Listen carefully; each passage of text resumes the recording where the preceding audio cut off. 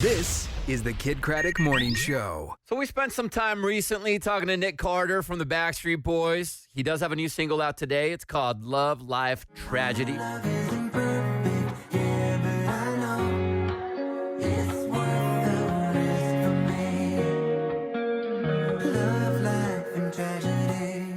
What's up, Nick Carter?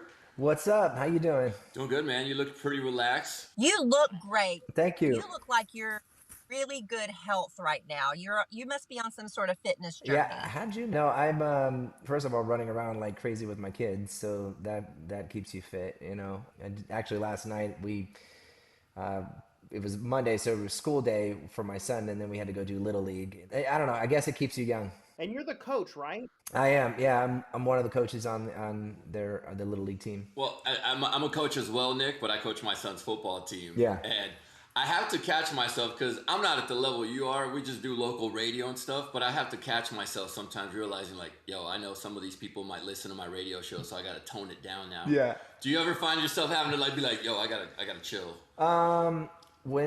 So we play a little bit of club ball and we play Little League. Little League is obviously you just let the kids kind of do their thing, and you just encourage them and lift them up and make sure you keep their heads up and keep it high. But when it comes to that club ball, we get a little competitive. So let's go. Like Backstreet Boy version of Tom Brady. That's all you. That's what you got to see right there. Well, basketball's always been more of your sport, though, right? I remember y'all always playing basketball backstage, and then your Burger King little figures even have little basketball things. Yeah, everything was always basketball. I mean, I love all sports. I love NFL. I love Major League Baseball, and I love basketball. Basketball was easier for me to play when we were on the road and traveling with the Backstreet Boys to just go to a pickup game. But I love baseball. I love for my kids and for me. I mean, really, the story goes when I started with the Backstreet Boys at 12. I didn't get an opportunity to really be a kid. I went right to work, and I didn't get to do organized sports. And so now that I have kids, for me, I see how important team sports can be for the development of a child. And literally I have my girls are in gymnastics now. They're into tennis. We just got into horseback riding, and so we're doing it all, and it's helping me raise my family and keep us grounded. Do they play any instruments? Are they in music as well? Piano. We're starting with piano, just classical piano right now. Do your kids realize how big your band is? Do they realize just how crazy women went for you guys? No.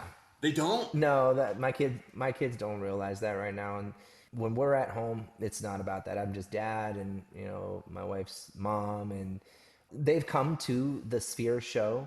They've seen it, but they take it or leave it. But our household with my children is all about them being kids, and us being a family first, and all that fame and Backstreet Boys stuff is secondary. Nick, I saw that you're a certified scuba diver. Is that correct? Yeah, so a little fun fact on that. The reason why I became a scuba diver, first of all, if most of the band were from Florida, right? And I'm from Tampa. So before I became a Backstreet Boy, I was doing a lot of acting, auditions and stuff like that. And I was probably 10 or 11, and there was an audition for Flipper, the movie, the one that Elijah Wood got. And I made it to the second, third callbacks, and they're like, well, he has to be able to scuba dive in order to be in this movie. And so I went through this whole program to do it, and then basically it was just between, I think, me, another kid, and Elijah Wood, and he got the part. Did you try out for Free Willy? I'm not trying to be anywhere near those killer whales. Yeah, heck with that. Listen, Nick, you brought up the Sphere. You guys are bringing it back. The Millennium Residency's back on July 16th, and you guys are doing it through the 22nd. How cool is that people wanted more of it because we couldn't get tickets to go? First of all, thank you for everybody out there for the demand. It was unexpected, never expected, and we're grateful for it. So it's been an incredible run. We didn't think that it would last this long, really, and people are, they're having a great time. It's bringing people back. It's nostalgic. It's the 90s. It's good time in music.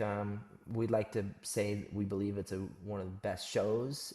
So if you want to spend your time and come on a vacation or come to Vegas and enjoy a show, I think ours is one of the best you could do that at. And but yeah, honestly, it's just been unbelievable. And I live in Vegas now, so I could just still do my dad duties and go do my job. Do you recognize Kelly's face from being on stage with you guys at some point in your career? Always. Yeah? Okay. Always. But she's a Howie girl. Oh. All of you know, but Howie just has my heart. But I do want to go see the Sphere, but I'm afraid of getting motion sickness. It's actually not that bad. You really don't get too much motion sickness. And I think you can research it and see there's certain areas. You can even just get on the floor and just almost experience it like just like a regular concert, or you can get a little bit higher. So there's different tiers and different places that you could sit to experience it. I get those bands. It's worth suffering to see y'all up close again. Well, I want to talk about your new single that you have. That's why we're really here today, right? Yeah, thank you. Love, Life, Tragedy. It's a song that's pretty much could have been the title track of the album that I released last May. I had worked a really long time on that record, and this is way before all the Backstreet Boys Sphere stuff was happening. And it was kind of like just a diary. It was just a way for me to kind of just get my feelings and my life out, and being a father and going through all the different things. But what it meant was love, life, tragedy is what we all as humans go through together. It doesn't matter who you are.